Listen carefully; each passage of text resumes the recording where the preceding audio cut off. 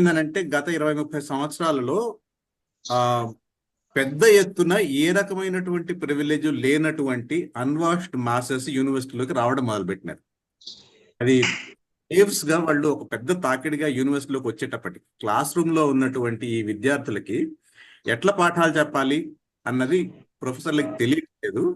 దాన్ని ఏం చేయాలి అన్నది కూడా ఒక పెద్ద సమస్య కింద మారిపోయింది. Because we think that the problem is with the students, but the problem is that professors actually don't know how to teach these new students who don't have any kind of privilege at all. So how do we deal with this? దాన్ని ఎట్లా సమాధాన పరచుకోవాలి అన్న దాని మీద నేను చాలా రకాల సందర్భాల్లో చాలా రకాలైనటువంటి కాంటెక్స్ట్ లో ఎక్కడో అక్కడ ఒక ఇన్వాల్వ్మెంట్, ఒక కాన్వర్జేషన్, ఒక ఎక్స్పెరిమెంటేషన్ ఉంటుంది. దాని గురించి కొంత మాట్లాడతాను.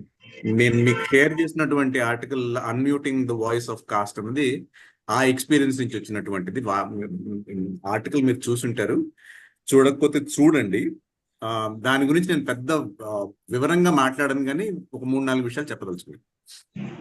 సో మొట్టమొదటి నేను చెప్పదలుచుకున్నది నా personal journey with urban and cost ఎక్కడి నుంచి మొదలవుతుందండి. ఈ స్టోరీని నేను 10-15 రకాలుగా చెప్పగలుగుతాను. చిన్న ఊళ్ళల్లో పెరగడము, పెరిగిన ఊళ్ళ నుంచి పంట పొలాల మీదుగా పెద్ద నగరాల వైపుకి బస్సులో ప్రయాణం చేస్తుంటే కనపడేటటువంటివి, మా నాన్నగారు కాలేజీలో పనిచేస్తున్న రోజుల్లో ఉండేటటువంటి స్టూడెంట్స్ అందరూ కూడా ఫస్ట్ జనరేషన్ చదువుకోవడానికి వచ్చినటువంటి పిల్లలు, ఆ పిల్లలందరినీ ఇంటికి తీసుకుని వచ్చి ఆయన పాఠాలు చెప్పడం, అక్కడ చూసినటువంటి విషయాలు, అక్కడ అనుభవంలోకి వచ్చినటువంటి విషయాలు, నేను చదువుకున్నటువంటి గవర్నమెంట్ స్కూల్లో నాకు ఎదురైనటువంటి కాస్ట్ అనుభవాలు, ఇవన్నీ కూడా చెప్పుకోవచ్చు. కానీ సిటీ అండ్ కాస్ట్ అన్నది నాకు మొట్టమొదట చాలా చిత్రంగా ఎదురైనది ఎక్కడనంటే, నేను 10th క్లాస్ పూర్తయిన తర్వాత 12th క్లాస్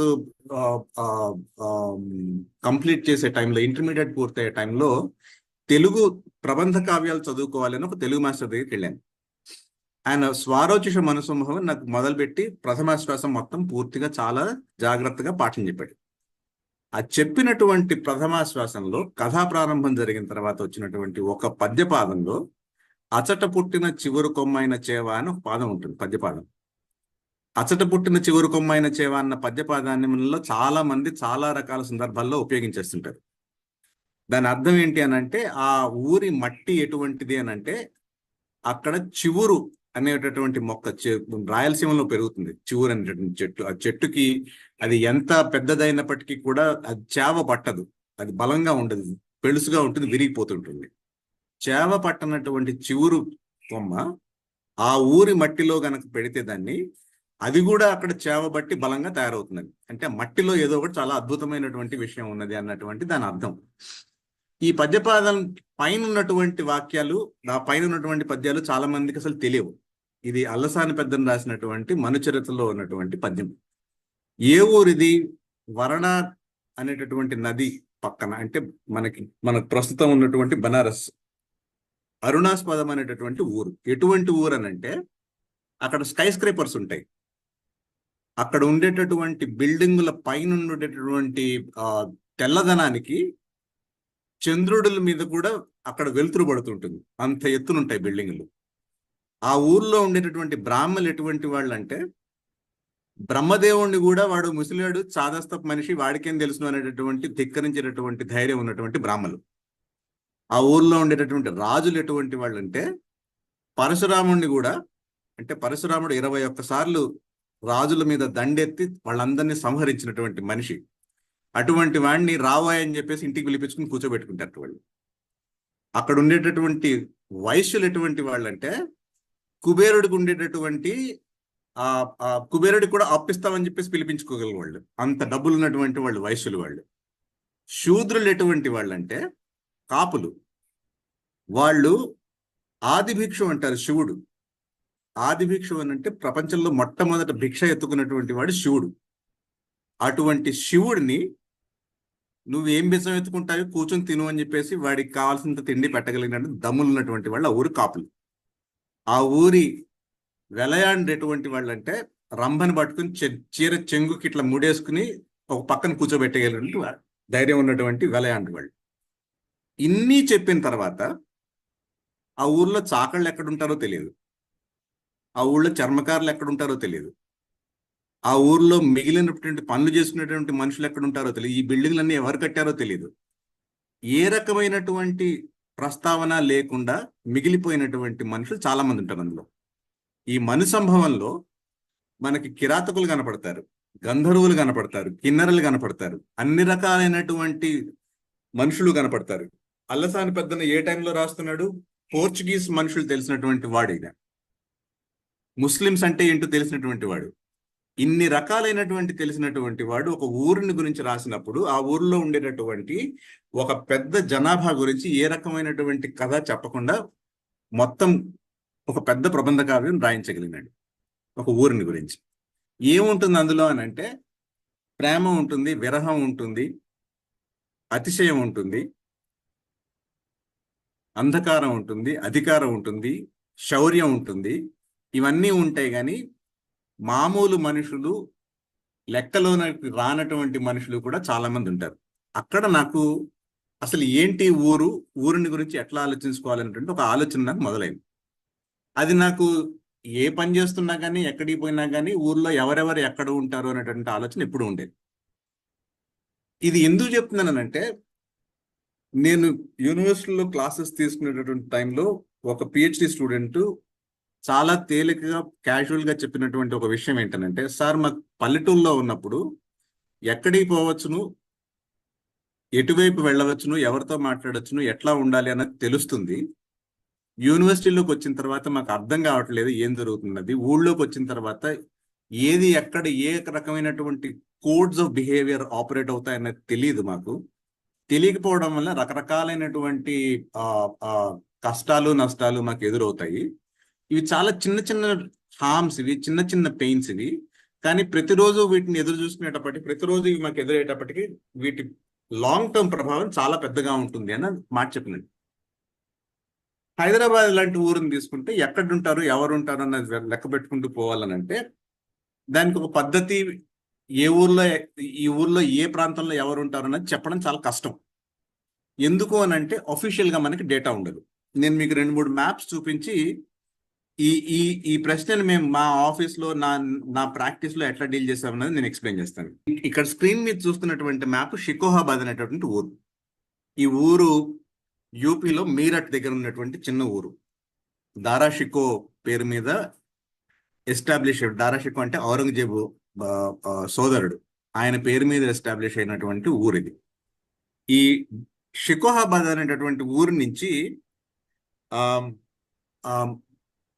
ఆయిల్ ప్రెసర్స్ కమ్యూనిటీ, తేలి కమ్యూనిటీకి సంబంధించినటువంటి ఒక పిల్లవాడు నా దగ్గర చదువుకోవడానికి వచ్చినాడు. హైదరాబాద్లో టిస్ లో స్టూడెంట్ గా ఉండి నా దగ్గర ఇంటర్న్షిప్ కోసం వచ్చినప్పుడు ఏం పని ఇవ్వాలి అని అంటే, నాకు ఏం తోచక నేను ఏమన్నానంటే, మీ ఊరి మ్యాప్ వెయ్యి, ఆ మ్యాప్ లో ఏ కులం వాళ్ళు ఎక్కడ ఉంటారో అందులో చూపించు అని అంటే, డేటా ఎక్కడ ఉంటుంది సార్ అన్నాడు.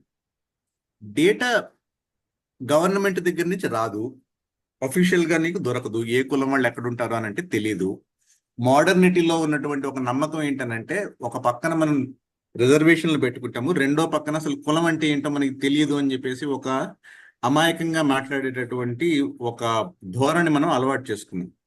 అందువలన ఏమవుతుందంటే, ఎక్కడైనా కానీ మోడర్నైజ్ అయ్యాము అని అంటే మేము కులం పేరు చెప్పుకోము అనేటటువంటి ఒక పద్ధతి వచ్చేసింది. ఈ కారణంగా స్టూడెంట్స్ చాలా మంది డేటా లేకపోతే మనం ఎట్లా రుజువు చేస్తాము అని చెప్పేసి అడుగుతుంటారు. మేమేమన్నామనంటే, ఉన్న ఊరిలో ఏ వీధిలో ఎవరుంటారో అన్నది నీకు తెలుసును, చాలా చిన్న ఊరు అది. నీకు ఏ కాలనీకి ఆ కాలనీకి కులం పేరే చాలా చోట్ల కనపడుతుంది. కాబట్టి కులం పేరు మీద ఉన్నటువంటి కాలనీల పేరుతోటి నువ్వు మొదట మ్యాప్ చేయడం మొదలుపెట్టని చెప్పాను. మీరు ఇక్కడ చూడండి మ్యాప్లో యాదవ్ కాలనీ, మెహ్రా కాలనీ, శంభునగర్ వరుసపెట్టి మీకు కులాల పేరు మీద ఉన్నటువంటి గల్లీలు, నైబర్హుడ్స్ ప్రతి చోట కనపడిపోతాయి. ఇక్కడి నుంచి మీరు దాటుకుని వస్తే distribution of cost and religion, చిన్న ఊరు కాబట్టి ఎవరెవరు ఎక్కడెక్కడ ఉంటారో అని చెప్పేసి, ఏ వీధిలో ఎవరు ఉంటారో అన్నది చూసుకుని మ్యాప్ చేయడం మొదలు పెట్టేటప్పటికి బ్రాహ్మణులు ఎక్కడుంటారు, యాదవులు ఎక్కడుంటారు, రాజ్పూత్లు ఎక్కడుంటారు, ఎస్సీలు ఓబీసీలు కలిసి ఎక్కడుంటారు, వైశ్యులు ఎక్కడుంటారు, ఇలా ఏ కులానికి ఆ కులానికి ఆ ఊరిలో ఉన్నటువంటి జాగ్రఫీ ఏంటి అనేది మ్యాప్ చేయడం సాధ్యమైంది. ఇంత వివరంగా మనం ఒక చిన్న ఊర్లో మ్యాప్ చేయగలిగితే దీని వెనకాల ఉన్నటువంటి బేసిక్ అండర్స్టాండింగ్ ఏంటి, దీనికి ఉన్నటువంటి బ్యాక్గ్రౌండ్ ఏంటి, ఇది ఎట్లా సాధ్యమైంది, ఇంత ఖచ్చితంగా ఏ కులం వాళ్ళు ఎక్కడ ఉండాలి అన్నది ఎట్లా నిర్ణయం జరిగింది అన్నది ఒక ప్రశ్న వస్తుంది. దాన్ని అనుకోకుండా చాలా రకాలైనటువంటి పద్ధతుల్లో మేము అంతకు ముందు నుంచే ఇన్వెస్టిగేట్ చేయడం మొదలు పెట్టాం. ఒకటి మేమేం చేసామనంటే చెరువులు ఎక్కడైతే ఉంటాయో ఆ చెరువు చుట్టుపక్కల అర్బనైజేషన్ అంటే మొట్టమొదటి జరిగేది ఏంటి అని అంటే పొలం ఉండేటటువంటి భూములు, పొలం చుట్టుపక్కల ఉండేటటువంటి కామన్స్, బంజర్లు, పోరంబోక్ ల్యాండ్స్ ఇవన్నీ కూడా అర్బనైజ్ అయిపోతాయి, ప్రాపర్టీ కింద మారతాయి. ఈ ప్రాపర్టీ కింద మారేటటువంటి భూములు ఎక్కడుంటాయి, ఎవరికి చెందుతాయి అన్నది ట్రేస్ చేసుకుంటూ వచ్చేటప్పటికి చాలా స్పష్టంగా ఒకటి హైదరాబాద్ లాంటి నగరంలో అర్థమయ్యేది ఏంటంటే ఏ చెరువుకైనా సరే మీరు హైదరాబాద్లో చూసినా పల్లెటూరులో చూసినా కూడా కట్ట కింద ఉండేటటువంటి కమాండ్ ఏరియా అంటే ఎక్కడైతే మీకు ఖచ్చితంగా నీరు అందుతుంది, పంట పండుతుంది అనేటటువంటి ధైర్యం ఉంటుందో అక్కడ ఉండేటటువంటి భూముల ఓనర్లందరూ కూడా ఆధిపత్య కులాలకు చెందినటువంటి వాళ్ళే.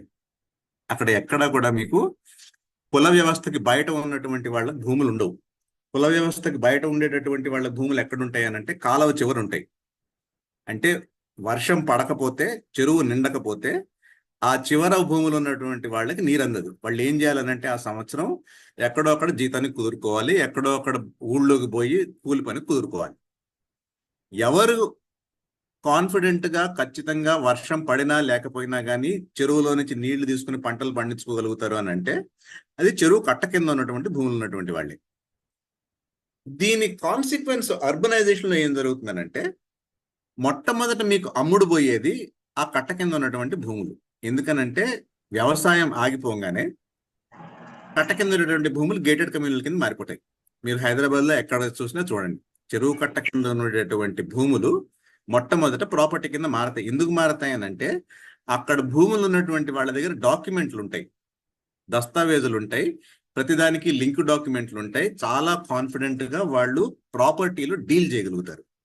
ఇలా డీల్ చేయగలుగుతారు కాబట్టి ఆధిపత్య కులాలకు సంబంధించినటువంటి వాళ్ళు, ఆస్తులు ఉన్నటువంటి వాళ్ళు, చెరువు కట్ట కింద భూములు ఉన్నటువంటి వాళ్ళు అమ్ముకుంటారు. అమ్ముకున్న దాన్ని మళ్ళీ ఆ కులాల వాళ్ళే కొనుక్కుంటారు. కొనుక్కున్న తర్వాత అక్కడ గేటెడ్ కమ్యూనిటీస్ వస్తాయి. ఆ గేటెడ్ కమ్యూనిటీస్ తో పాటు అపార్ట్మెంట్లు వచ్చేస్తాయి. మిగిలిన భూములు ఏవి అని అంటే సాకళ్ళు బట్టలు ఒట్టుకునేటటువంటి ఏరియా, కుమ్మర్లు మట్టి తవ్వుకునేటటువంటి ఏరియా,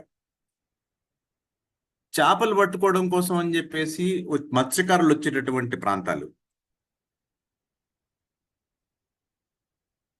కుర్మోళ్ళు, యాదవులు పశువులను మేపుకునేటటువంటి ప్రాంతాలు, ఇవన్నీ ఎక్కడుంటాయనంటే పోరంబోకు భూములు, బంజర్ భూములు, చెరువు శిఖంలో ఉండేటటువంటి భూములు, ఇటువైపు వాళ్ళందరూ ఉంటారు. ఈ భూముల్లో ఎక్కడా కూడా మీకు ఖచ్చితమైనటువంటి ప్రాపర్టీ రైట్స్ ఉండవు. అది ఉపయోగించుకునేటటువంటి అవకాశం ఉంటుంది. దీన్ని మీరు కొంతకాలం వాడుకోవచ్చును, ఈ ప్రత్యేకమైనటువంటి పనికి వాడుకోవచ్చును అని కాగితాలు ఉంటాయి తప్పితే ఇది మీది అని చెప్పేసి ఒక ఆస్తి పద్ధతిలో ఒక కాగితం ఉండదు కాబట్టి దాన్ని అమ్ముకోవడం కూడా సాధ్యం కాదు. అది న్యాచురల్ గా, జియోగ్రఫికల్ గా ఆ భూమికి ఉండేటటువంటి లక్షణం. ఎందుకట్లా ఉంటుంది అని అంటే అక్కడి నుంచి నీళ్లు వస్తాయి కాబట్టి చెరువు లోపలికి నీళ్లు వచ్చే చోట వ్యవసాయం ఆగిపోయిన దగ్గర అటు పైన ఉండేటటువంటి కాలనీలు, కమ్యూనిటీస్ నుంచి సూవేజ్ అంతా కూడా వస్తుంది. కాబట్టి ఇటువంటి కామన్స్ ఉండేటటువంటి ప్రాంతం అంతా కూడా దాన్ని ఖచ్చితంగా ప్రాపర్టీ మార్కెట్లోకి పెట్టడానికి వీలు కాదు. కాబట్టి పల్లెటూళ్ళ నుంచి వచ్చినటువంటి వాళ్ళు నగరంలో ఉండి ఎక్కడి నుంచో కిరాయి ఇళ్లలో ఉండి ఏదో ఒక రకంగా బతకడం కోసం ఉన్నటువంటి వాళ్ళు ఇళ్ళు కట్టుకోవాలి అనుకుంటే ఈ రకమైనటువంటి పూర్తిగా కాన్ఫిడెంట్ గా ఇది ప్రాపర్టీ అని చెప్పడానికి వీలైనటువంటి కామన్స్ ఏవైతే ఉంటాయో అక్కడ వాళ్ళు వచ్చి నివాసాలు ఏర్పాటు చేసుకుంటారు. మీరు హైదరాబాద్ నగరంలో చూస్తే దాదాపుగా 2000 బస్తీలు ఉంటాయి. ఈ 2000 బస్తీలు అన్నీ కూడా ఇటువంటి కామన్స్ ఏరియాలో వచ్చినటువంటి బస్తీలే. అందులో ఏ ఒక్కటి కూడా ప్రాపర్ గా ప్రాపర్టీ చెప్పదగినటువంటి భూమి మీద ఉండదు. ఈ ఈ ఈ రకంగా వచ్చినటువంటి బస్తీలన్నిటిలోనూ కూడా ముఖ్యంగా జరిగేది ఏంటి అని అంటే, కొంచెం వర్షం పడింది అని అంటే బస్తీ లోపలికి పై కాలనీల నుంచి సువేజ్ వచ్చేస్తుంది. కొంచెం గట్టిగా వర్షం పడింది అని అంటే కరెంట్ షాక్ కొడుతుంది. కొంచెం గట్టిగా వర్షం పడింది అని అంటే ఇంట్లోకి నీళ్ళు వచ్చి నిండిపోతాయి. నిండిపోతే మీ స్కూల్ సర్టిఫికేట్లు అన్నీ కూడా దెబ్బతినిపోతాయి. కాలేజీకి పోవాలనుకుంటే నీకున్నటువంటి ఐడెంటిటీ కార్డ్స్ అన్నీ కూడా కొట్టుకుపోతాయి. దీని నుంచి వచ్చేటటువంటి టెంపరీనెస్ ఏదైతే ఉంటుందో, అంటే ఎప్పుడూ కూడా ఇది నేను అని ఖచ్చితంగా చెప్పుకుని నిలబడగలిగేటటువంటి అవకాశం లేనటువంటి, కాన్ఫిడెన్స్ లేనటువంటి ఒక అస్తిత్వం ఏదైతే ఉంటుందో, అది ఈ వర్ణ వ్యవస్థకి, మనం ఇందాక చెప్పుకున్నటువంటి అరుణాస్పదంలో ఉన్నటువంటి బ్రాహ్మణులు, క్షత్రియులు, వైశ్యులు, శూద్రులు దాటిన తర్వాత ఉన్నటువంటి మనుషులు, లెక్కలోకి రానటువంటి వాళ్ళు ఎవరైతే ఉంటారో, వాళ్ళు ఈ అశాశ్వతత్వాన్ని పూర్తిగా కూడా తమ మీదకి ఆపాదించుకుని, ఆహ్వానించుకుని, ఆవహించుకుని బతుకుతున్నటువంటి మనుషులు. ఈ మనుషులు ఎవరైతే ఉంటారో మీకు మొత్తం నగరంలో, వాళ్ళ కథలు, వాళ్ళ లెక్కలు ఎట్లా చెప్పుకోవాలి, వాళ్ళు ఉన్నటువంటి ప్రాంతాలని మనం ఎట్లా హ్యాండిల్ చేయాలి అన్నది పెద్ద ప్రశ్న. ఈ ప్రశ్నకి 2-3 ఫిలసాఫికల్ సమస్యలు ఉన్నాయి. ఒకటేంటనంటే, మనకి 1948, 1950 ప్రాంతం నుంచి కూడా ఒక నేషనల్ అకౌంటింగ్ సిస్టము, ఒక నేషనల్ డేటా కలెక్షన్ సిస్టమ్ ఏర్పడింది. అంతకు ముందు కూడా ఉండింది. అది బలంగా వేళ్లు పూనుకున్నది ఎప్పుడు అని అంటే 50s లో 60s లో. అంటే కోల్డ్ వార్ బలంగా ఉన్నటువంటి టైంలో, అటు ఒక పక్కన అమెరికా, ఒక పక్కన రష్యా ఉన్నటువంటి టైంలో, ఇండియా నాన్ అలైన్డ్ పద్ధతిలో ముందుకు పోవాలనుకున్నటువంటి రోజుల్లో ఒక నేషన్ స్టేటు, మన దేశము, మన దేశానికి సంబంధించినటువంటి ఆర్థిక వ్యవస్థ, దీనికి సంబంధించినటువంటి అకౌంట్స్, రికార్డ్స్ అన్ని కూడా మనం జాగ్రత్తగా పెట్టుకోవాలని అనుకున్న దగ్గర ఎంతో కొంత ఒక పద్ధతి ప్రకారంగా మొత్తం దేశానికి సంబంధించి డేటా కలెక్ట్ చేసుకుంటూ పోయాం.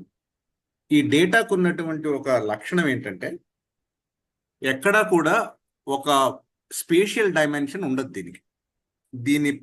ఈ స్పేషియల్ డైమెన్షన్ లేని డేటాకు ఉండేటటువంటి ఒక ప్రధానమైనటువంటి కాన్సిక్వెన్స్ ఏంటనంటే, మనం ఏదైనా ఒక మాట చెప్తే దానికి ఉండేటటువంటి లొకేషన్ ఎక్కడ, ఇది ఎక్కడ జరుగుతోంది అన్నది చెప్పడం చాలా కష్టమైపోతుంది. పాలసీ రూపంలో దాని కాన్సిక్వెన్సెస్ చాలా భయంకరంగా ఉంటాయి.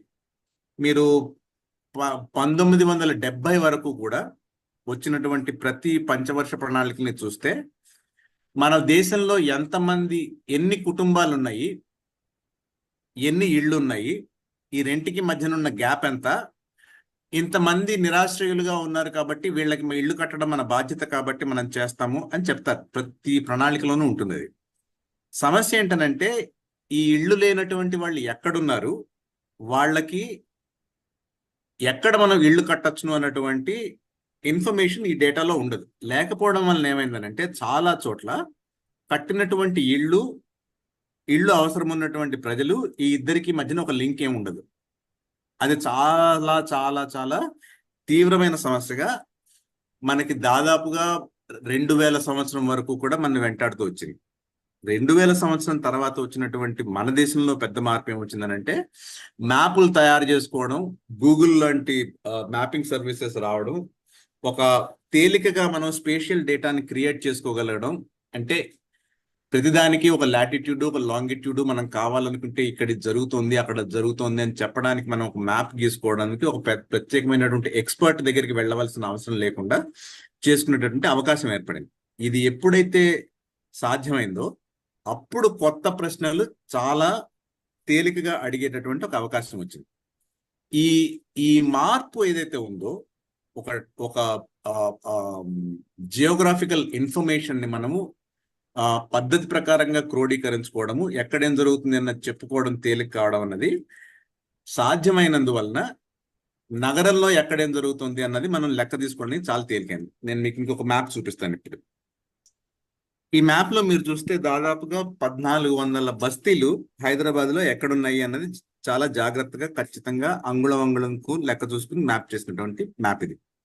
ఈ డేటాలో ఏ బస్తీలో ఏ కులం వాళ్ళు ఉంటారు, ఏ మతం వాళ్ళు ఉంటారు, ఎన్ని ఇళ్ళు ఉంటాయి, ఆ ఇళ్ల పరిస్థితి ఏంటి, అందులో ఎన్ని కచ్చా ఇళ్ళు, ఎన్ని పక్కా ఇళ్ళు, ఎంతమంది టెనెంట్స్, ఈ వివరాలు అన్ని కూడా ఉన్నాయి.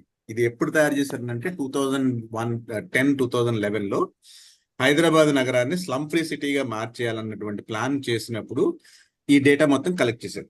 హైదరాబాద్ నగరంలో ట్రాన్స్పోర్టేషన్ ఎట్లా మారింది అనేది చాలా స్పష్టంగా కనపడుతుంది. మీకు బస్ నంబర్లు పరిచయం ఉన్న వాళ్ళకి చాలా మందికి తెలుస్తుంది. సికింద్రాబాద్ నుంచి బస్ నంబర్ 1, 2, 3, 4 ఇవన్నీ కూడా చార్మినార్, అఫ్జల్గంజ్ వైపు వస్తాయి.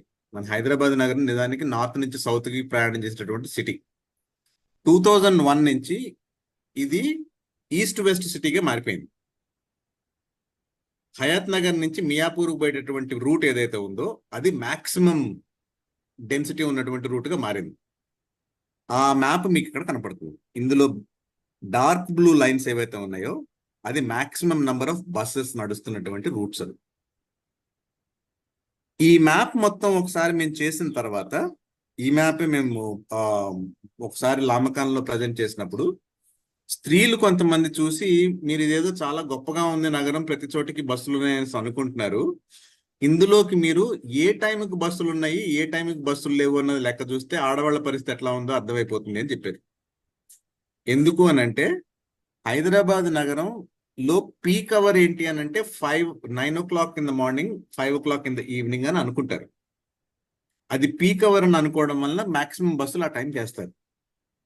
అయితే చాలా మంది అమ్మాయిలు హాస్పిటల్స్ లో పనిచేసే వాళ్ళు, పెట్రోల్ పంపుల్లో పనిచేసేటటువంటి వాళ్ళు, షాపింగ్ మాల్స్ లో పనిచేసేటటువంటి వాళ్ళు, వాళ్ళ ప్రయాణపు అవసరాలు ఏవైతే ఉంటాయో అవి ఈ పీక్ అవర్స్ ఏ సంబంధం లేకుండా ఉంటాయి. అది లేకపోవడం వలన ఈ వర్ణ వ్యవస్థకి బయట ఉన్నటువంటి చాలా మంది అమ్మాయిలు ఎక్కడికి ప్రయాణం చేసేటటువంటి అవకాశం లేక ఉన్నటువంటి ప్రాంతానికి పూర్తిగా పాతుకుపోయి లాక్ అయిపోయి అక్కడికక్కడే ఉండాల్సినటువంటి పరిస్థితి వచ్చింది. మీరు ఎక్కడైనా కానీ ఫిజికల్ మొబిలిటీ ఎక్కడైతే ఉంటుందో అక్కడ సోషల్ మొబిలిటీ కూడా కొంతవరకు సాధ్యం అవుతుంది. బయటికి పోవచ్చును, చదువుకోవచ్చును, కాలేజీకి వెళ్ళొచ్చును, స్నేహితుల్ని కలవచ్చును, ఇవేవి కూడా సాధ్యం కావు చాలా మంది.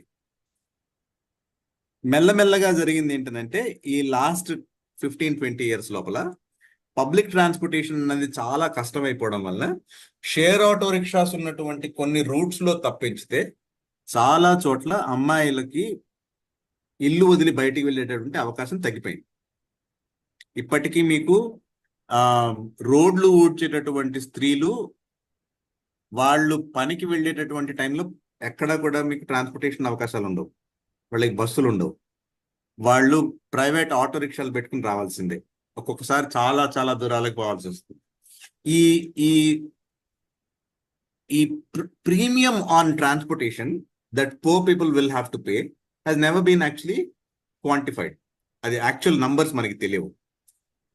ఇదంతా ఎందుకు చెప్తున్నానంటే ఒక పద్ధతిలో మనకి కొత్తగా డేటాని ఏర్పాటు చేసుకునేటటువంటి, మన డేటాని మనమే క్రియేట్ చేసుకునేటువంటి అవకాశాలు ఒక పక్కన వస్తూ ఉంటే మనకి ఏ రకంగానూ ఏం జరుగుతున్నది అనేది తెలియనటువంటి పరిస్థితులు కూడా చాలా చాలా బలంగా ఇప్పటికీ ఉన్నాయి. వాటిని మనం అనలైజ్ చేసుకోవడానికి ఏం పద్ధతులు ఉన్నాయి అన్నది ఇప్పటికీ మనకి స్పష్టంగా తెలియదు. ఇంకొక ఏరియా మీకు చూపించి ఇది క్లోజ్ చేస్తాను నేను. ఈ మ్యాప్ చూడండి, ఈ డ్రాయింగ్ చూడండి. ఇది షేక్పేట్ కొత్త చెరువు, చాలా చాలా హై ప్రీమియం ఉన్నటువంటి ఏరియా ఇది. ఇది ఒక పక్కన ఫిల్మ్ నగర్, రెండో పక్కన Gachibowli main road. Film Nagar నుంచి కిందికి రోడ్డు వచ్చి ఇక్కడ గచ్చిబౌలి మెయిన్ రోడ్డు కలుస్తుంది. ఇక్కడ ఉన్నటువంటి స్లోప్ ఏదైతే ఉందో ఆ స్లోప్ లోపల 18 బస్తీలు ఉన్నాయి. ఆ స్లోప్ దాటిన తర్వాత హకీంపేట అని కొన్నిసార్లు అంటారు, కానీ అది యాక్చువల్గా షేక్పేట్ కొత్త చెరువు, షేక్పేట్ గ్రామానికి బయట ఉన్నటువంటి చెరువు ఇది. ఈ చెరువు లోపలికి వచ్చేటటువంటి నీళ్ళన్నీ కూడా ఈ గుట్ట మీద నుంచి కిందికి వచ్చేవి. ఈ పైన ఉన్నటువంటి ఇళ్ళన్నీ కూడా రిలీజ్ చేస్తున్నటువంటి సూవేజ్ మొత్తం అంతా కూడా ఈ ఈ ఈ ఈ గుట్ట సైడ్ మీద ఉన్నటువంటి బస్తీలను దాటుకుంటూ ఆ బస్తీలలో ఉన్నటువంటి సూవేజ్ ని కూడా కలుపుకుని ఈ చెరువులోకి వచ్చి కలిసేది. మీకు లెఫ్ట్ సైడ్ ఉన్నటువంటి ఫోటో చూడండి, ఇది గుట్ట పైనుంచి తీసినటువంటి ఫోటో. ఇందులో మీకు చాలా స్పష్టంగా కనపడుతుంది నీళ్ళు ఎక్కడి నుంచి వస్తాయి, సూవేజ్ ఎక్కడి నుంచి వస్తుంది, ఎన్ని రకాలైనటువంటి గందరగోళాన్ని దాటుకుంటూ కిందికి వెళ్తుంది అని. ఈ రకమైనటువంటి completely hazardous, very very fractured kind of settlements ఏవైతే ఉంటాయో, ఇట్లాంటివి మీకు హైదరాబాద్ నగరంలో ఎక్కడ చూస్తే అక్కడ కనపడతాయి. ఇవన్నిటినీ కూడా మీరు జాగ్రత్తగా చూస్తే ఇందులో ఉండేటటువంటి వాళ్ళందరూ కూడా మనం ఇందాక చెప్పుకున్నటువంటి అరుణాస్పదం అనేటటువంటి నగరంలో ఉన్నటువంటి వర్ణ వ్యవస్థకి బయట ఉన్నటువంటి మనుషులే. ఇది మళ్ళీ మళ్ళీ ఎందుకంటున్నానంటే, వర్ణ వ్యవస్థ లోపల ఉన్నటువంటి కులాల మధ్యన ఉండేటటువంటి రిలేషన్షిప్స్ ఏవైతే ఉంటాయో, అంటే శూద్రులకి, బ్రాహ్మలకి, వైశ్యులకి, క్షత్రియులకి మధ్యన ఉండేటటువంటి కులాలకి సంబంధించినటువంటి గొడవలు ఏవైతే ఉంటాయో అది ఒక లెక్క. ఈ మొత్తం వ్యవస్థకి బయట ఉండేటటువంటి వాళ్ళు పంచములు, అవర్ణులు, వర్ణ వ్యవస్థకి బయట ఉన్నటువంటి ప్రజలు ఎవరైతే ఉంటారో వాళ్ళకి ఈ వ్యవస్థకి మధ్యన ఉండేటటువంటి రిలేషన్షిప్ అనేది ఇంకొక లెక్క కంప్లీట్ గానే. ఈ రెండో లెక్క ఏదైతే ఉందో అందులో ఉన్నటువంటి మనుషుల్లో కొన్నిసార్లు మీకు ఈ వర్ణ వ్యవస్థలో ఉన్నటువంటి లక్షణాలు ఇక్కడ కొన్ని రిఫ్లెక్ట్ కావచ్చు, కొన్ని ఇక్కడ ఉన్నటువంటి వాల్యూస్, ప్రాసెసెస్ ఇందులో ఇంపోర్ట్ అయి ఉండొచ్చు. కానీ మనం స్ట్రక్చరల్ గా గుర్తించవలసినటువంటి విషయం ఏంటంటే, అది ఎంత ఇంపోర్ట్ అయినా, ఎంత మిర్రర్ అయినప్పటికీ కూడా ఇది వర్ణ వ్యవస్థకి బయట ఉన్నటువంటి ప్రపంచం మాత్రమే. ఆ ప్రపంచానికి ఉన్నటువంటి ప్రధానమైన లక్షణం ఏంటంటే, రోజువారీ జీవితంలో భయంకరమైనటువంటి హింసని వాళ్ళు ఎదుర్కొంటూ ఉన్నటువంటి మనుషులు వీళ్ళు. ఆ హింస అన్నది శారీరకంగా, మానసికంగా ఒక్కొక్కసారి దెబ్బ తగలచ్చును, ఒక్కొక్కసారి దెబ్బ తగలకపోవచ్చును, ఒక్కొక్కసారి పేపర్ కట్స్ అంటారు, అంటే ప్రతిరోజు చిన్న చిన్న చిన్న చిన్న చిన్న కట్స్ గా తగులుతూ ఉంటాయి. అది ఏదో ఒక రోజున మొత్తం అంతా కలిపి మన్ని మింగేస్తుంది. అది అటువంటి హింసని ఎదుర్కొంటున్నటువంటి మనుషులు వీళ్ళు. ఇప్పుడు ఏమవుతుందనంటే, ఈ రకమైనటువంటి వర్ణ వ్యవస్థని మనం అర్థం చేసుకోవాలంటే మనకున్నటువంటి టూల్స్ ఇంతకు ముందు ఉన్నటువంటి నేషనల్ శాంపుల్ సర్వే నుంచో, సెన్సస్ నుంచో, రకరకాలైనటువంటి డేటా నుంచి మనం అనలైజ్ చేసి చెప్పేటటువంటి రిజల్ట్స్ మనకి సరిపోవు. కొత్త పద్ధతుల్లో కొత్త రకాలైనటువంటి ప్రశ్నలు, కొత్త రకాలైనటువంటి ఆన్సర్స్ వెతుక్కోవాల్సి వస్తుంది. ఈ కొత్త ఆన్సర్స్ వెతుక్కునేటటువంటి పద్ధతి ఏదైతే ఉందో అక్కడ నిజానికి ఎట్లా వెతకాలి, ఏ పద్ధతిలో వెతకాలి, ఏ మెథడ్స్ లో వెతకాలి అన్న దాని పట్ల చాలా సందర్భాల్లో మనము ఎక్స్పెరిమెంట్ చేసుకుంటూ మనం కొత్త పద్ధతులను క్రాఫ్ట్ చేసుకోవడం తప్ప వేరే మార్గం లేదు. మ్యాప్ ఎట్లా వేయాలి, దేన్ని మ్యాప్ చేయాలి, మ్యాప్ చేయడానికి ఏ రకమైనటువంటి డేటా లేని చోట్ల ఏం చేయాలి, ప్రశ్నలు వేయాలనంటే ఇంటర్వ్యూలు ఎట్లా చేయాలి, ఎవరితో మాట్లాడాలి, మాట్లాడడానికి ఉన్నటువంటి అవకాశాలు ఏంటి, అవకాశాలు లేని చోట ఏం చేయాలని ఒక చిన్న ఉదాహరణ చెప్తాను మీకు. ఒక బ్రాహ్మడు కానీ, ఒక బ్రాహ్మణ కులానికి చెందినటువంటి స్త్రీ కానీ ఒక దళిత కుటుంబానికి సంబంధించినటువంటి ఇంట్లోకి వెళ్ళి మీరు ఏం చేస్తున్నారు, ఏం తింటున్నారు, ఎలా ఉంటారు, మీ మధ్యన సంబంధాలు ఎట్లా ఉంటాయి అనేటువంటి 100 రకాల ప్రశ్నలు వేసి ఒక రీసెర్చ్ చేయొచ్చును. ఆ ఆధారంగా ఒక ఆర్టికల్ రాయొచ్చు. అది రాయడానికి ఏ రకమైనటువంటి అడ్డంకులు ఉండవు. దాన్ని మనం ఎథ్నోగ్రఫీ అంటాం. ఆ ఎథ్నోగ్రాఫిక్ మెథడ్ మీరు కూడా ఫాలో అవ్వండి అని మనం ఒక దళిత కుర్రాడికి చెప్తే, వాడు బ్రాహ్మణుల ఇంట్లోకి వెళ్ళి ఇటువంటి ప్రశ్నలు వేస్తే వాడి పరిస్థితి ఏమవుతుందో చూడండి. చాలా సందర్భాల్లో నేను డైరెక్ట్ గా ఎదుర్కోవాల్సినటువంటి సమస్య ఏంటంటే, స్టూడెంట్ బ్రాహ్మణులలోకే కాదు, శూద్రులని, శూద్ర కులాలకు సంబంధించినటువంటి వాళ్ళని ఒక చిన్న ప్రశ్న వేస్తే నువ్వెవడివిరా, నన్ను ఎందుకు అడుగుతావు, నేను ఎందుకు సమాధానం చెప్పాలి అని చెప్పేసి బెదిరించి గెంటేసినటువంటి సందర్భాలు ఉంటాయి. అప్పుడు ఈ స్టూడెంట్ ఏం చేయాలి? వెనక్కి తిరిగి కొట్లాడేటటువంటి పరిస్థితి కాదు. కొట్లాడేటువంటి పరిస్థితి లేదు కాబట్టి నేను మళ్ళీ విత్డ్రా అయిపోయి కేవలం ఎన్ఎస్ఎస్ డేటాను చూసుకుని ఆ డేటా ప్రకారం మాత్రమే రీసెర్చ్ చేస్తాను అనుకుంటే యాక్చువల్గా ఎదురుగుండా ఉన్న సమస్యను మనం ఎట్లా ఎదుర్కోవాలి, దానికి సమాధానాలు ఎట్లా వెతుక్కోవాలన్నది తెలియదు. ఏం చేస్తున్నారు ఈ స్టూడెంట్స్ అంతాను? ప్రశ్న ఎట్లా వేయాలో తెలియక, ఎవిడెన్స్ ఎట్లా వెతుక్కోవాలో తెలియక రకరకాలైనటువంటి గందరగోళానికి వాళ్ళు గురవుతూ ఉంటే యూనివర్సిటీలో వాళ్ళకి సమాధానం చెప్పేటటువంటి మనుషులు కానీ వ్యవస్థ కానీ ఏ రకమైనటువంటి సపోర్ట్ సిస్టమ్ కానీ లేదు. ఈ లేనటువంటి పరిస్థితి ఉండడం వల్ల అది క్రియేట్ చేయడానికి మనకి ఏ రకమైనటువంటి వ్యవస్థ మనం ఏర్పాటు చేసుకోవాలనేది పెద్ద సమస్య కింద మారింది. ఇది చిత్రంగా ఒక ఒక యూనివర్సిటీ వ్యవస్థ మొత్తమే కూడా మూతబడేటటువంటి పరిస్థితిలోకి వచ్చిన తర్వాత ఇది మనకి ఎదురవుతున్నటువంటి సమస్య. అంటే ఎప్పుడైతే ఒక యూనివర్సిటీలోకి పెద్ద వేవ్స్ గా బహుజనులు దళితులు వచ్చేస్తున్నారు, వచ్చేసిన వాళ్ళని ఏం చేయాలి, వాళ్ళకి ఎట్లా చదువు చెప్పాలో మనకి తెలియటం లేదు అనుకునేటటువంటి టైంలో అసలు గవర్నమెంట్ ఉద్యోగాలే లేవు, యూనివర్సిటీలో ఉద్యోగాలే లేవు, ఉన్నవి కూడా అన్ని ప్రైవేట్ యూనివర్సిటీలు. మీకు డైరెక్ట్ గా అండర్ గ్రాడ్యుయేట్ డిగ్రీ నుంచి పిహెచ్డిలోకి వచ్చేస్తారు, ఎంఫిల్ కూడా పీకేస్తాము. ఇవి మనకు కొత్తగా వస్తున్నటువంటి న్యూ ఎడ్యుకేషన్ పాలసీస్. చాలా సందర్భాల్లో మేము చూసింది ఏంటంటే ఎంఫిల్ అన్నది చాలా మంది స్టూడెంట్స్ కి మొట్టమొదట వాళ్ళు చదవడం రాయడం నేర్చుకునేటటువంటి ఒక అవకాశం ఉన్నటువంటి సంవత్సరంన్నర కాలం. ఎంఫిల్ తీసేసిన తర్వాత పిహెచ్డిలోకి ఎట్లా రాగలుగుతారు ఈ విద్యార్థుల్లో ఎవరైనా కానీ? ఈ ప్రోగ్రామ్ లేనప్పుడు మనం వాళ్ళకి ఎట్లా సమాధానం చెప్పాలి?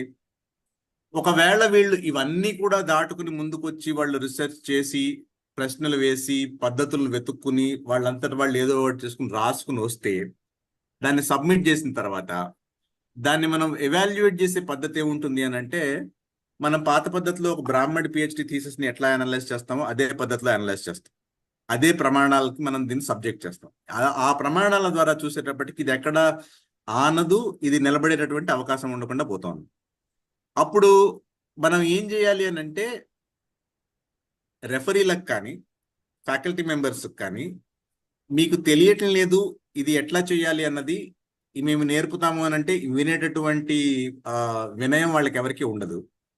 అది లేనప్పుడు మనం ఏం చేయాలి? స్టూడెంట్స్ని పట్టుకుని వాళ్ళకి చదువు చెప్తాము అని అంటే వాళ్ళు ఎక్కడ నిలబలుగుతారని కూడా ముందుకు పోయేటువంటి అవకాశం ఏముంది అన్నది తెలియదు.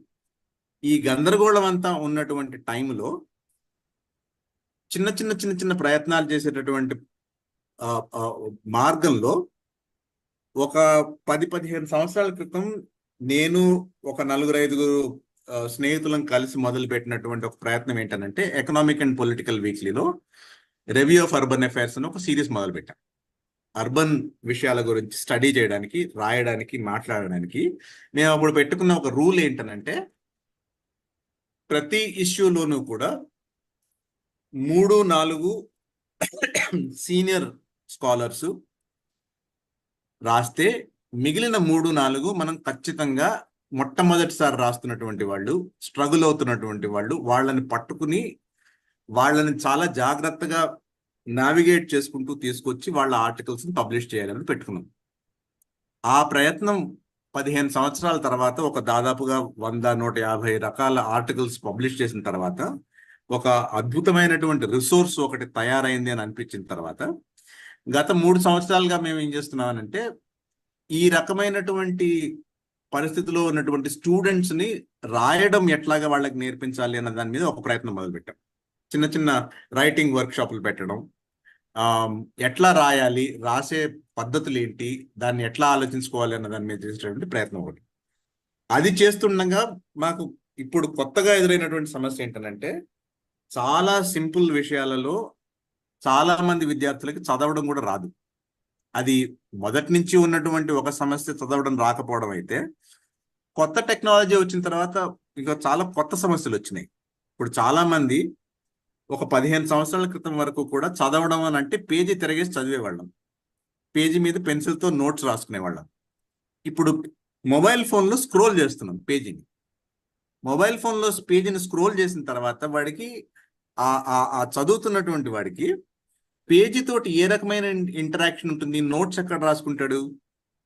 పెన్సిల్ తోటి అయితే పుస్తకం మీదనో ఆర్టికల్ మీదనో అక్కడికక్కడే స్క్రిబుల్ చేసుకోవచ్చు, అండర్లైన్ చేసుకోవచ్చు. మొబైల్ ఫోన్లో ఎట్లా చేస్తాం అది? ఇది తెలియకపోవడం వల్ల ఏం చేయాలి అన్నది కూడా ఒక సమస్య కింద మారింది. ఇమీడియట్ గా దేనికి కూడా సమాధానాలు లేవు, కానీ ఇవన్నీ కూడా మనం ఎక్కడో అక్కడ కులం గురించి, నగరం గురించి, వస్తున్నటువంటి మార్పుల గురించి ఆలోచించినటువంటి క్రమంలో చేయాల్సినటువంటి పనులు అని అనుకుంటున్నాను. దీనికి ఇంకొక పార్శ్వం ఏంటనంటే, నగరంలో చాలా చోట్ల ఒక 2-3 మీకు మళ్ళీ ఫొటోస్ చూపిస్తాను, మీకు చాలా తేలిగ్గా అర్థమవుతుంది చెప్పి నేను అంటున్నమాట. ఈ సికింద్రాబాద్ లో అడ్డగుట్టలో ఉన్నటువంటి ప్రాంతం. మీకు లెఫ్ట్ సైడ్ ఇక్కడ చూడండి, ఫోటో చూడండి. పైనుంచి కిందికి నీళ్ల పైపులు వస్తున్నాయి. షేక్పేటలో మీరు కిందాక చూపించిన ఫోటోలకి దీనికి చాలా దగ్గర సంబంధం ఉంటుంది. పైనుంచి కిందికి ఇలా బ్లూ లైన్ లో నీళ్ల పైపులు వస్తూ ఉంటే, బండరాళ్ళు పైనుంచి కిందికి వచ్చేటువంటి దగ్గర మెట్లు ఏమి ఉండకపోవడం చాలా బీభత్సంగా ఉండే పరిస్థితి. ఇక్కడ పైనుంచి కిందికి మెట్లు కట్టి ఏదో ఒక చిన్న మార్గం ఏర్పాటు చేస్తే మేము చూసుకోగలుగుతామని చాలా మంది అన్న తర్వాత, ఆ మెట్లు ఎట్లా కట్టాలి, వాటిని జాగ్రత్తగా ప్రేమతో ప్లాన్ చేసి డిజైన్ చేసి కడితే ఎట్లా ఉంటుంది అన్న ప్రయత్నం చేసాం. ఆ చేసే క్రమంలో ఆ నీళ్ల పైపులన్నింటినీ కూడా జాగ్రత్తగా ఒక ఛానల్లోంచి పెడితే, ఒక చిన్న ర్యాంప్ లాంటిది ఏర్పాటు చేస్తే సైకిళ్ళు ఇట్లాంటివన్నీ కూడా దాని నుంచి తోసుకుపోవడం తేలికవుతుంది, పిల్లలకి ఆడుకోవడానికి వీలవుతుంది. ఇవన్నీ చేసిన తర్వాత మరి గోడలను ఎందుకు వదిలిపెట్టాలి అని గోడల మీద బొమ్మలేసి, ఆ బొమ్మలతో పాటు బ్లాక్ బోర్డ్స్ కూడా ఏర్పాటు చేస్తే వాటిని ఉపయోగించుకుని పిల్లలు ఇప్పుడు ఇందులో లేవు ఫోటోస్, మీకు మళ్ళీ ఎప్పుడైనా చూపిస్తాను నేను మీకు. వాటిని ఉపయోగించుకుని పిల్లలు చాలా సందర్భాల్లో బ్లాక్ బోర్డ్స్ ఉంటాయి, ఈ చుట్టుపక్కల మొక్కలు ఉంటాయి, వాటిని అన్నింటినీ చూసుకుంటూ అది ఒక పెద్ద పబ్లిక్ స్పేస్ కింద మారింది. అంతా 2.5 లక్షలతో అయినటువంటి ప్రయత్నం ఇది. ఇది ఒకసారి మాకు సాధ్యమైన తర్వాత మేము ఏం చేసామనంటే, ఇదే ప్రయత్నం చాలా చోట్ల సిటీలో చేస్తే బాగుంటుందన్న ప్రయత్నం చేస్తుండగా సింగరేణి కాలనీలో ప్రయత్నం చేశాం. ఇది సింగరేణి కాలనీలో సుజాత సూర్యపల్లి వాళ్ళ ఆఫీస్ ఉన్నటువంటి ప్రాంతంలో ఉన్నటువంటి ఏరియా.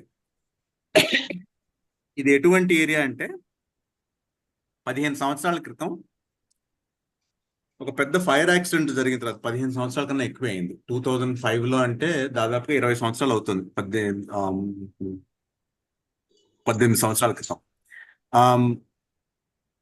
పెద్ద ఫైర్ యాక్సిడెంట్ జరిగిన తర్వాత అక్కడ ఉన్నటువంటి రకరకాల కులాలకి సంబంధించినటువంటి లంబాడాసు, మాలవాళ్ళు, మాదిగ వాళ్ళు, రకరకాల కులాల వాళ్ళు అందరికీ కూడా వ్యాంబే ఇళ్లు కట్టించి ప్రభుత్వం వాళ్ళందరికి షిఫ్ట్ చేసింది. ఈ వ్యాంబే ఇళ్లకి గత 20 సంవత్సరాల్లో ఎప్పుడూ రిపేర్ జరగల. ఈ చుట్టుపక్కల ఉన్నటువంటి చెత్త మొత్తం అంతా కూడా అక్కడ పేరుకుపోతుంది. ఈ పేరుకుపోతున్నటువంటి చెత్త మొత్తం అంతా కూడా మనం ఒకసారి క్లీన్ చేసేసినటువంటి ప్రాంతంలో గోడల మీద బ్లాక్ బోర్డ్స్ వేసేస్తే పిల్లలు ఆడుకోవడానికి, చదువుకోవడానికి వీలుగా ఉంటుంది, ఒక open air learning space create అవుతుంది అన్నది ఒక ప్రయత్నం. మేము అనుకుంటుంది ఏంటనంటే, ఇటువంటి స్పేస్ కనుక ఒకటి క్రియేట్ అయితే, ఒక పబ్లిక్ స్పేస్ ని నగరంలో మాకు ఒక చోటు ఉన్నది అని చెప్పేసేటటువంటి ఒక క్లెయిమ్ చేసుకునేటటువంటి అవకాశం ఎప్పుడైతే వస్తుందో ఈ పిల్లలకి, దాని నుంచి వచ్చేటటువంటి కాన్ఫిడెన్స్, ఆ కాన్ఫిడెన్స్ నుంచి వాళ్ళు నగరం మీద మాకు హక్కు ఉన్నది అని చెప్పేసి ఒక క్లెయిమ్ పెట్టుకునేటటువంటి అవకాశం వస్తుంది. కాబట్టి దాని నుంచి మీకు నగరంలో ఉండేటువంటి డైనమిక్స్ అంతా మారుతాయి అన్నది ఆలోచన. ఆ ఆలోచన ప్రకారంగా మేము చాలా చోట్ల ఇటువంటి ప్రయత్నాలు చేయాలని మొదలు పెట్టాము. ఇటువంటి కులానికి సంబంధించినటువంటి ప్రశ్నల గురించి మనం ఆలోచించుకోవాలి అని అంటే, ఇటువంటి ఇంటర్వెన్షన్స్ ద్వారా తప్ప మనము సిద్ధాంతపరంగా వీటి గురించి చర్చలు పెట్టుకుంటే మనకి పెద్దగా ప్రయోజనం ఏమి ఉండదు. It has to be done only through action. The action will have to lead to questions. Those questions will then have to be informed by a broader philosophical orientation towards how to think about the world. And that broader philosophical orientation can come from many different sources, and we cannot be very rigid about what philosophical method are we going to follow.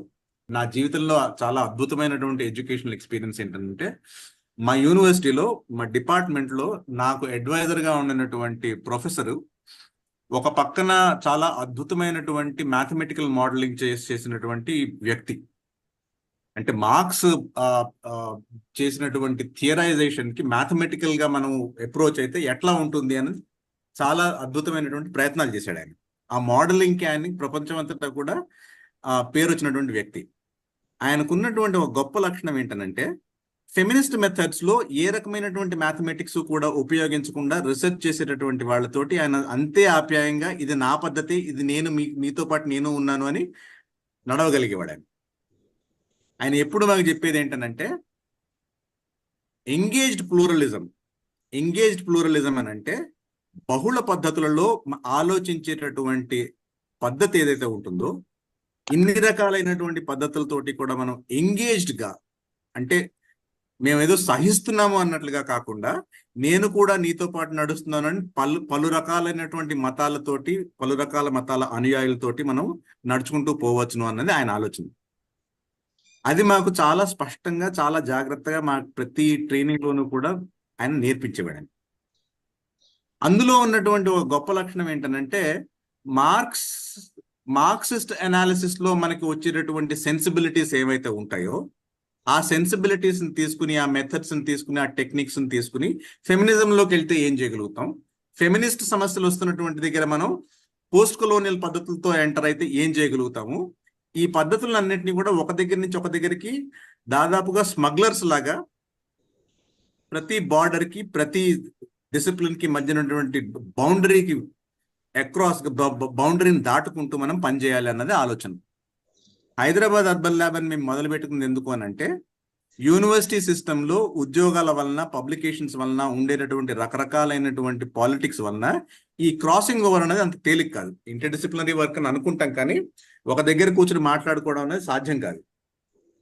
ప్రశ్న ఎవరో వేస్తారు, చివరికి అంతా అయిన తర్వాత ఎవరి సమాధానాలు వాళ్ళు వెతుక్కుని అన్నిటినీ కలిపి దగ్గర కలగూర గంపలా పెడతాం. అట్లా కాకుండా సుజాత సూర్యపల్లి, అనంత్ మరింగంటి, ఇంకొక వ్యక్తి ముగ్గురు కలిసి ఒక ప్రశ్న వేయడం ఎట్లా నేర్చుకోగలుగుతారు అన్నది మాకు ఎప్పుడు ఉండేటటువంటి ఒక ప్రత్యేకమైనటువంటి సమస్య. 80 లక్షల మంది, 1 కోటి మంది జనాభా ఉన్నటువంటి ఊరు లోపల నేను ఒక బాధ్యత కలిగినటువంటి వ్యక్తిగా బతకడం ఎట్లాగా, నీరు ఎట్లా ఉపయోగించుకోవాలి, గాలి ఎట్లా ఉపయోగించుకోవాలి, నాకు ఉండేటటువంటి నైతిక బాధ్యత ఏంటి అన్నది ఆలోచించుకోవడం ఎట్లాగా అన్నది ఒక పెద్ద సమస్య మాకు. హైదరాబాద్ అర్బన్ ల్యాబ్ లో మేము ఇప్పటి వరకు చేస్తున్నటువంటి ప్రయత్నం ఏంటనంటే ఎవరు నగరాన్ని గురించి ఆలోచించదలుచుకున్నా దానికి కావాల్సినటువంటి సాధనాలు ఎక్కడి నుంచి వస్తాయి, ఆలోచించేటటువంటి పద్ధతిలో నిజాయితీ ఎక్కడి నుంచి వస్తుంది, ఒక నైతికమైనటువంటి ప్రమాణాలు ఎక్కడి నుంచి వస్తాయి అన్నది ఆలోచించడం ప్రధానమైనటువంటి కార్యక్రమం. ఉన్నవన్నీ వాటంతా అవే వచ్చేస్తాయి. దాని అవుట్కమ్స్ దానంతా అవే వస్తాయి, దానికి కావాల్సిన ఫండింగ్ దానంతా అవే వస్తుంది, లేకపోతే ఏమీ లేకపోయినా కానీ గడిపేసుకోగలుగుతాం. కానీ ఈ బేసిక్ కోర్ మోటివేషన్ లేకపోతే ఏ పని చేయలేము. ఇది మాకు హైదరాబాద్ అర్బన్ ల్యాబ్ మొదటి నుంచి ఉన్నటువంటి ఒక ప్రధానమైనటువంటి లక్ష్యం. ఆ లక్ష్యం కొద్దీ దాదాపుగా ఇప్పుడు 10 సంవత్సరాలుగా పనిచేస్తూ వచ్చాం. ఇప్పుడు ఈ 10 సంవత్సరాల అనుభవం నుంచి క్రోడీకరించుకొని మనం ఏం చేయగలుగుతాము అన్నది ఈ సంవత్సరం ఆలోచించుకోబోతున్నాం. అది ఎక్కడికి దారితీస్తుంది అన్నది తెలియదు, చూడాలి. అంటే Ambedkar vision of urbanization is to emancipate Dalits అని చెప్పి ఆయన గ్రామాలను తరలి పట్టణాలకు రండి అని పిలిపించిన తర్వాత కూడా ఇక్కడ చాలా ఫార్మ్స్ మారుతాయి అంతే. అక్కడ ఉన్నట్టుగా కాకుండా ఇక్కడ మనకి ఓన్లీ వెజిటేరియన్ టూలెట్ బోర్డ్స్ దగ్గర నుంచి మొదలైందని అంటే మళ్ళీ ఇప్పుడు నువ్వు చెప్పిన పర్టికులర్ గా బస్తీలలో మాత్రం నేను ఇప్పటి వరకు మన ఆధిపత్య కులాల వాళ్ళని అయితే ఎవరిని చూడలేదు. బట్ మనకి ఇప్పుడు కొత్తగా వస్తున్న అపార్ట్మెంట్ కల్చర్ లో కూడా కులాల వారీగా ఉన్నాయి. ఫర్ ఎగ్జాంపుల్ సాకేత్ అనుకుంటా ఈజ్ వన్ థింగ్, ఎవరి కులాలకి వాళ్ళు పెట్టుకుంటున్నారు. ప్లస్ ఈ మేనిఫెస్టేషన్స్ లో ద బేసిక్స్ ఆఫ్ కాస్ట్ వచ్చేసి ప్యూరిటీ అండ్ పొల్యూషన్. ఇప్పుడు ఈ ప్యూరిటీ పొల్యూషన్ ని బేస్ చేసుకుని దాని హ్యాబిట్స్, అలవాట్లు, ఈటింగ్ ప్యాటర్న్స్, కల్చర్స్ అన్ని వస్తున్న క్రమంలో ఒకసారి నేను Indian Association for Women Studies లో ఐఏడబ్ల్యూఎస్ గౌహతిలో 2014 లో I was coordinator caste and intersectionalities. దాని మీద ఒక 90 పేపర్స్ వచ్చాయి మొత్తం వరల్డ్ వైడ్ గా, ఓన్లీ దళిత్స్ మీద వచ్చాయి. సో ఐ వాజ్ వండరింగ్ ఈ దేశంలో, ప్రపంచంలో దళితులకు ఒక్కరికే కులం ఉందా అని. సో అంటే క్యాస్ట్, అది నేను రిపోర్ట్ లో కూడా చెప్పాను, క్యాస్ట్ డిస్క్రిమినేషన్ ఎక్కడో ఉంది, అది దళితులకు మాత్రమే ఉంది అనేది. అంటే ఆ ఇంటెన్సిటీ ఎక్కువ వాళ్ళకే ఉంది, వీఆర్ నాట్ ప్రాక్టీసింగ్ అని అనుకుంటుంటారు అందరు. బట్ అది ప్రతి దాంట్లో మేనిఫెస్టేషన్ లో ఉంటుందన్న విషయం, ఆ ఉండడం కూడా చాలా నార్మలైజ్, జనరలైజ్, అంటే ఈ జెండర్ సమస్య లాగా అయిపోయి. But that is social justice కి, హ్యుమానిటీకి, హ్యూమన్ కన్సర్న్ కి మనం అందరం కూడా ఈ సోకాల్డ్ ఆల్ ద కాస్ట్ నుంచి దోహదం చేస్తున్నామని అనుకోరు. సో పట్టణాల్లో ఉన్న క్యాస్ట్ ఇప్పుడంతా పట్టణాల్లోనే ఉన్నారు ప్రజలు ఎక్కువగా. గ్రామాల్లో ఎట్లాగో వాళ్ళకి అండర్స్టాండింగ్ లోనే ఉన్నారు. మా ఊరి వెలివాడలు ఆంధ్రాలో ఇంకా చాలా డిస్క్రిమినేషన్స్ ఉన్నాయి. సో ఇప్పుడు అమెరికాలో కూడా అంబేద్కర్ ఒక దగ్గర అంటారు, హిందువులు ఎక్కడికి పోయినా కూడా ఆయన కులాన్ని వెంట తీసుకొని పోతారు అని చెప్పి. సో ప్రపంచంలో ఎక్కడి పోయినా కూడా ఆ కులాన్ని వెంట తీసుకొని పోయి, అది పట్టణం కావచ్చు, అమెరికా కావచ్చు, ఆ క్యాస్ట్ ని ఇంకా ఇంటెన్సిఫై చేస్తూ ఇప్పుడు నువ్వు చూపించిన లాస్ట్ స్లైడ్ లో ఎడ్యుకేషన్ లేకపోవడం, మినిమం ఫెసిలిటీస్ లేకపోవడం అనేది ఈ బస్తీల్లో ఉన్న అంటే తరతరాలుగా వెనుకబడతనానికి కారణం అవుతుంది అనుకుంటే, స్టేట్ పాలసీస్ కూడా మనకి సహకరించట్లేదు. So that ended up in police station, right? మన పరిస్థితి. So every one of us, మేము గత కొంతకాలంగా మీరు మీ కులాల్లో ఉన్న ఆధిపత్యాన్ని గురించి రాయండి, మీరు ఇతర కులాలను ఎట్లా చేస్తున్నారో గురించి రాయండి. You stop writing about Dalits.